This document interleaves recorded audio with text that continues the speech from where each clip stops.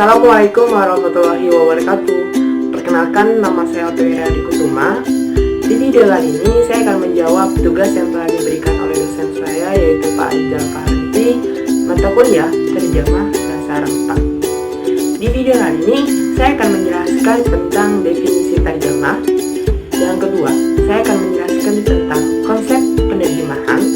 Selanjutnya saya akan menjelaskan tentang makna yang terkandung dalam setiap bahasa. Selanjutnya saya akan menjelaskan tentang unsur-unsur terjemah, kemudian tentang aspek-aspek bahasa, kemudian saya akan menjelaskan tentang proses dalam penerjemahan, dan juga saya akan menjelaskan tentang urgenitas terjemah dalam ekonomi Islam.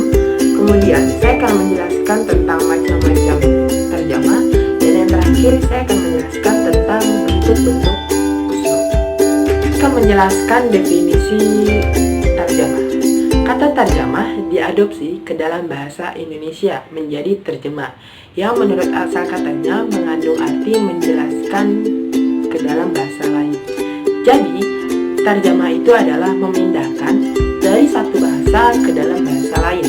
Contohnya adalah kita ingin menjelaskan atau menerjemahkan dari bahasa Arab ke dalam bahasa Indonesia. Yang kedua, saya akan menjelaskan tentang konsep penerjemahan. Nah, dalam konsep penerjemahan ada 3 yang harus diperhatikan.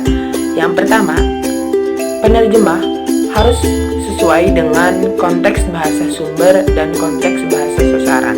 Nah, konteks bahasa sumber yang dimaksud adalah bahasa Arab, dan bahasa sasaran yang dimaksud adalah bahasa Indonesia. Nah, yang kedua, penerjemah harus sesuai dengan gaya bahasa sumber dan gaya bahasa sasaran. Contohnya kaidah nahwiyah. Nah, yang ketiga, penerjemah harus sesuai dengan ciri khas bahasa sumber dan bahasa sasaran. Selanjutnya, saya akan menjelaskan mengenai makna-makna yang terkandung dalam setiap bahasa.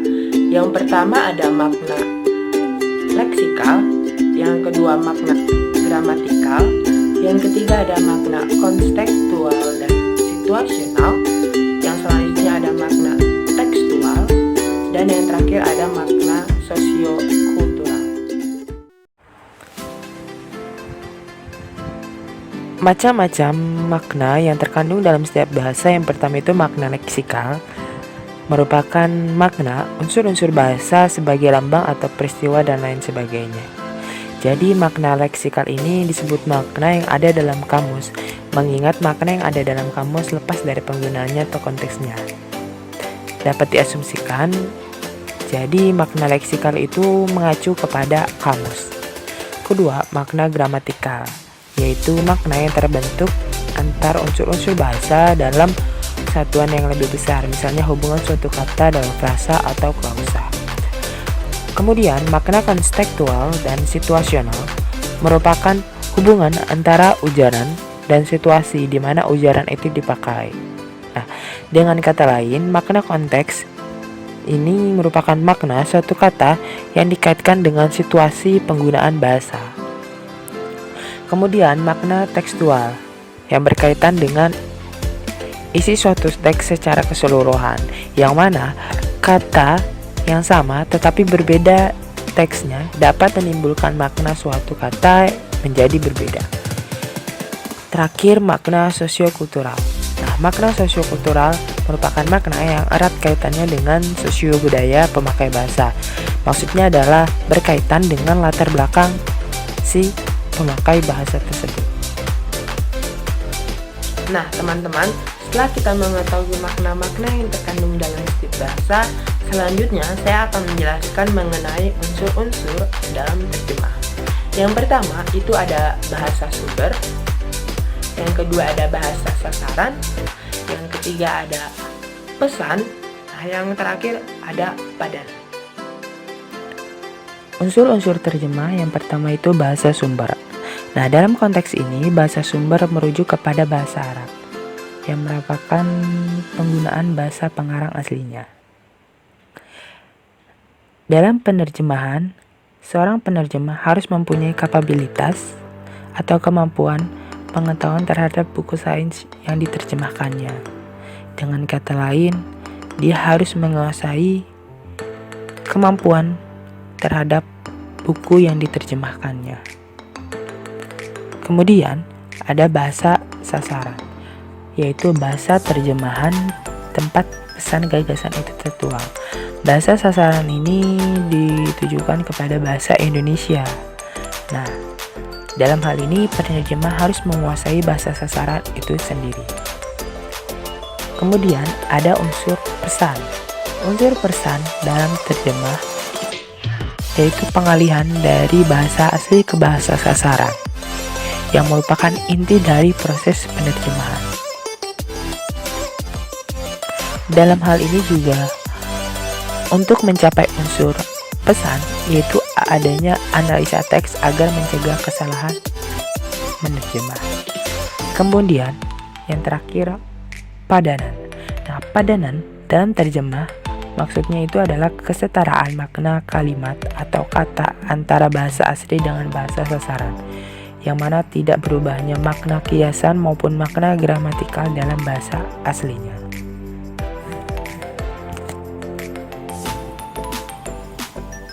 Kemudian, setelah kita mengetahui tentang unsur-unsur dalam terjemahan, selanjutnya saya akan menjelaskan tentang aspek-aspek bahasa. Yang pertama ada semantik, yang kedua ada morfologi, nah yang terakhir ada sintaks. Pertama, aspek bahasa semantik. Semantik merupakan ilmu yang menelaah lambang-lambang atau tanda-tanda yang menyatakan makna, hubungan makna yang satu dengan yang lain, serta hubungan antara kata dengan konsep makna dari kata tersebut. Nah, semantik ini merupakan ilmu yang berkaitan dengan makna atau arti kata, yang mana secara definisi semantik berasal dari kata sema, berasal dari bahasa Yunani yang artinya tanda atau lambang, yang merupakan cabang linguistik yang membahas arti dan makna. Nah, dalam semantik ini erat kaitannya dengan sosiologi, antropologi, filsafat, dan psikologi. Yang mana aspek bahasa semantik ini menerjemahkan berdasarkan kontekstual.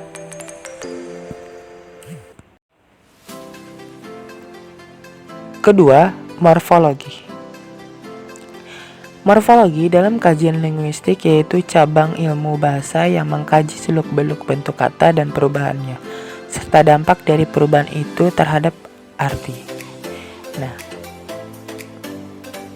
dengan kata lain, morfologi merupakan pembahasan mengenai pembentukan kata. Contohnya yaitu morf doroba, yang merupakan dari morfem fa'ala.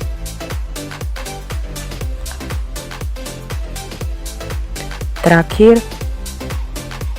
sintaksis, yang merupakan bagian dari ilmu bahasa yang di dalamnya mengkaji tentang kata dan kelompok kata yang membentuk frasa, klausa, dan kalimat.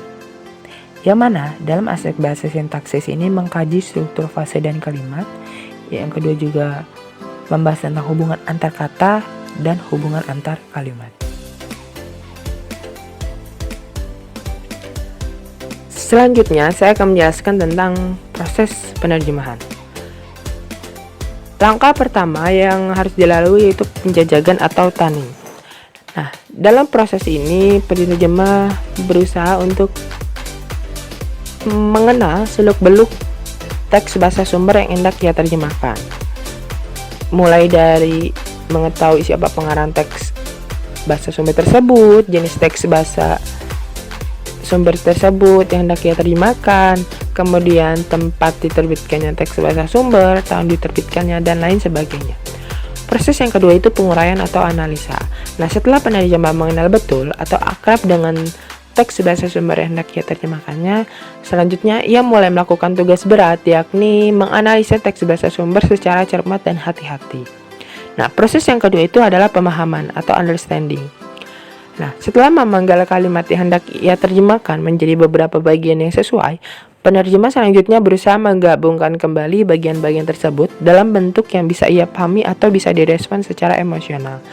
Dan dengan demikian, ia bisa memahami betul, baik dari segi isi maupun bentuk dari teks tersebut. Selanjutnya itu proses peristilahan atau terminologi. Langkah berikutnya ini adalah memperhatikan dan mempertimbangkan kata-kata dan frasa kunci dalam kalimat bersangkutan untuk memastikan tidak terjadi kesalahpahaman. Istilah-istilah kunci semisal istilah teknis yang terdapat dalam teks bahasa sumber yang perlu dipahami dengan baik. Selanjutnya adalah proses perakitan atau restructuring. Nah, ketika bahan-bahan matang yang telah diperoleh dari upaya yang dilakukan dalam tahapan-tahapan sebelumnya untuk membentuk teks bahasa sasaran telah terkumpul semua, penerjemah akan merakit dan memasang semua bahan tersebut menjadi suatu bentuk yang sejalan dengan pemahaman bahasa yang baik dan wajar dalam bahasa sasaran. Nah, pada tahap ini bentuk draft teks awal yang diharapkan itu terwujud sudah. Nah, kemudian proses selanjutnya itu adalah pemeriksaan atau checking. Nah, pada tahap ini penerjemah melakukan pengecekan guna memeriksa secara cermat berkaitan dengan kesalahan-kesalahan minor-minor seperti salah ketik, ejaan, dan kesalahan mekanis lainnya, hingga kesalahan-kesalahan yang bersifat major seperti kekurang tepatan dalam memberikan padanan baik pada tataan kata, frasa, klausa, kalimat, hingga wacana. Kemudian selanjutnya yang terakhir itu ada pembahasan atau discussion. Nah, walaupun proses penerjemahan yang dilalui penerjemah telah menghasilkan sebuah teks terjemahan dalam bahasa sasaran, namun masih ada satu tahapan lagi yang nampaknya masih tetap diperlukan, yakni pembahasan atau diskusi. Nah, dalam proses ini berguna paling tidak ada dua alasan. Pertama, sebagaimana dikatakan Peter Newmark bahwa menerjemahkan tidak pernah selesai dan tidak pernah sempurna. Yang kedua adalah sebagaimana dikatakan oleh Mona Baker bahwa setiap penerjemahan memiliki sisi kekuatan dan sisi kelemahan. Oleh sebab itu, hasil suatu draft diterjemahkan masih perlu didiskusikan guna memperkokoh isi kekuatan dan menutupi sisi kelemahannya. Urgensitas terjemah dalam ekonomi Islam maksudnya adalah pentingnya terjemahan dalam ekonomi Islam, yang mana menguasai terjemah bahasa Arab merupakan hal penting bagi seorang mahasiswa perbankan syariah, seperti saya yang merupakan mahasiswa program studi perbankan syariah. Sebagaimana pepatah Arab mengatakan, al-lughah miftahul ulum, bahasa adalah kunci untuk mendapatkan segala ilmu dan perbankan syariah termasuk di dalamnya. Nah, sebagai syarat untuk menguasai perbankan syariah adalah harus memahami segala landasan, prinsip, dan desainnya yang sesuai syariah. Penguasaan terjemahan bahasa Arab sangat diperlukan untuk menggali sumber-sumber utama hukum Islam, landasan, prinsip, dan implementasinya, sehingga terjemah bahasa Arab adalah jalan untuk mencapai syarat tersebut. Macam-macam terjemah. Yang pertama ada terjemah fauriyah, kedua terjemah hurriyah, terjemah harfiah, terjemah maknawiyah, dan yang terakhir terjemah mumatsilah. Terjemah fauriyah merupakan terjemahan yang dilakukan secara langsung atau tanpa suatu persiapan, seperti interpreter yang menjelaskan atau meringkas pidato, diskusi, atau seminar.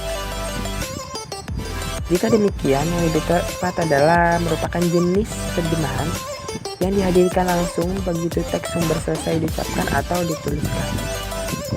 Nah, jadi terjemah fauriyah ini merupakan terjemahan langsung, di mana penerjemah langsung menerjemahkan berdasarkan hasil dari teks sumber ketika selesai diucapkan atau dituliskan.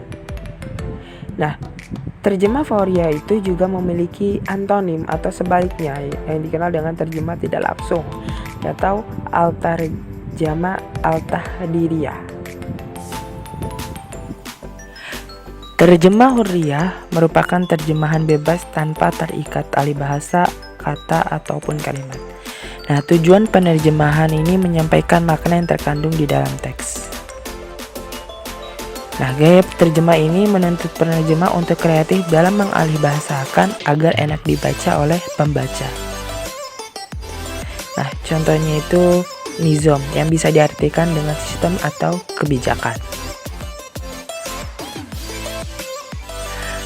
Terjemah harfiah merupakan pengalihan bahasa sesuai dengan urutan kata bahasa sumber. Bisa disebut juga merupakan upaya penterjemahan dengan menggunakan kamus. Contohnya, kata sayyarah yang artinya mobil. Terjemahan harfiah memiliki sebutan lain, yaitu terjemahan lafziyah atau musawiyah. Terjemah maknawiyah merupakan ahli bahasa tanpa terikat dengan urutan kata atau susunan kalimat bahasa sumber. Nah, terjemahan maknawiyah ini biasa disebut juga dengan terjemah tafsiriyah, yang mana mengutamakan penyampaian makna daripada arti perkata. Contohnya al-falsalah al-igrokiyah yang artinya filsafat Yunani. Terjemah mumatsilah merupakan menerjemahkan dengan menggunakan bahasa yang sama, yang mana bahasa sumber dengan bahasa saran itu satu bahasa, di mana menjelaskan dan menerjemahkan pesan yang terkandung di dalam teks dengan satu bahasa. Terakhir, saya akan menjelaskan bentuk-bentuk uslub. Uslub itu sendiri merupakan gaya tulisan bahasa Arab.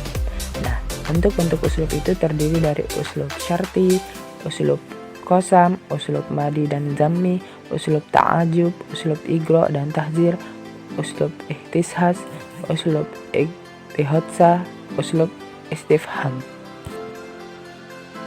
Pertama, uslub syarti merupakan bentuk kalimat yang di dalamnya terdapat adah, yakni perangkat, baik berupa huruf, lafaz, atau apa saja namanya yang dengan perangkat ini terjadi ikatan antara dua kalimat. Ulama nahwu menamai perangkat dimaksud dengan adatu asyarti. Adapun dua kalimat yang saling berkaitan, yang pertama disebut dengan kalimat syarat dan yang kedua disebut kalimat jawab atau jawabu syarti.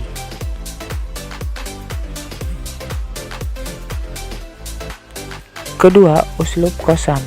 Termasuk dari beberapa uslub taukid adalah uslub qasam yang meliputi adat qasam, muqassam bihi, muqassam alaihi, atau disebut juga jawab qasam.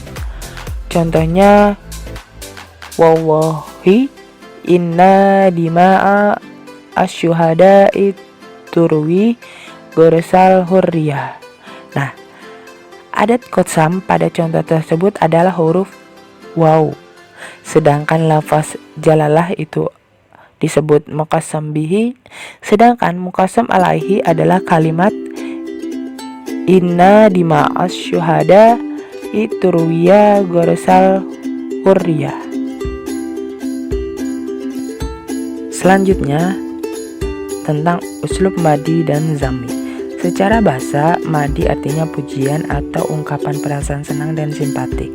Sedangkan zammi adalah antonim madi, yakni ungkapan kebencian dan tidak simpatik. Kata yang dipakai untuk mengungkapkan dua perasaan tersebut biasanya nikma dan habbaza untuk yang senang, serta binsa dan ahabbaza untuk ungkapan ketidaksukaan. Contohnya itu seperti ini. Nikmal aladilu umruhub nu abadil aziz. Dan yang kedua, bingsa tahiru muhtakiru salim. Nah, contoh yang pertama yang di atas itu adalah ungkapan perasaan senang, pujian dan apresiatif kepada orang-orang yang berlaku adil. Kemudian, tahsis dikhususkan perasaan tersebut kepada Umar bin Abdul Aziz. Karenanya, uslub atau gaya bahasa seperti ini berfungsi mentaukidkan pujian dan kesenangan.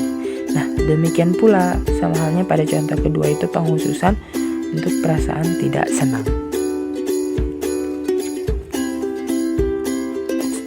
Selanjutnya, uslub ta'ajub. Secara bahasa, ta'ajub artinya kekaguman atau keheranan. Ungkapan kalimat yang terlontar dari seseorang yang terkagum atau heran pada suatu hal.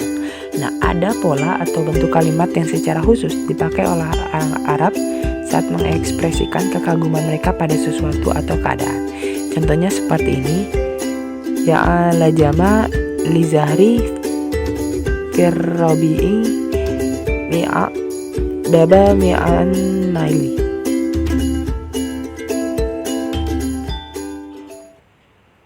Selanjutnya, uslub igro dan tahzir. Kata igro adalah perintah atau anjuran untuk melakukan pekerjaan terpuji.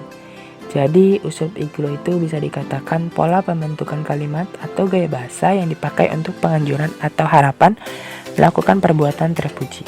Contoh ungkapan dalam igro itu at-ta'a mana alal birri wat taqwa.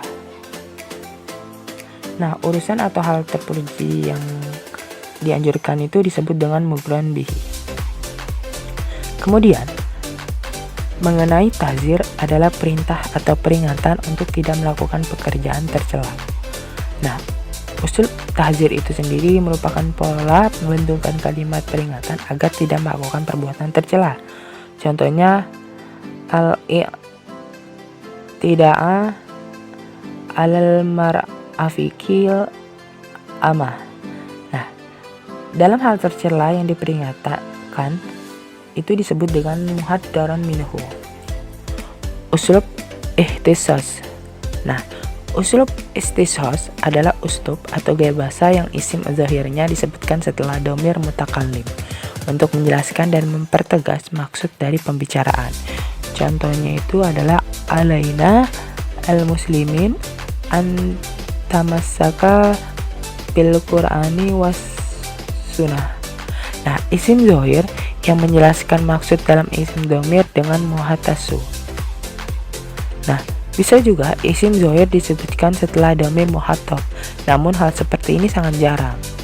Untuk dhamir ghaib tidak bisa dijelaskan dengan isim zahir dalam kalimat.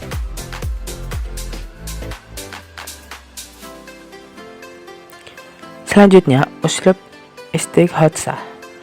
Secara bahasa, istighotsah adalah bentuk masdar dari fi'il astaghosa yastagisa,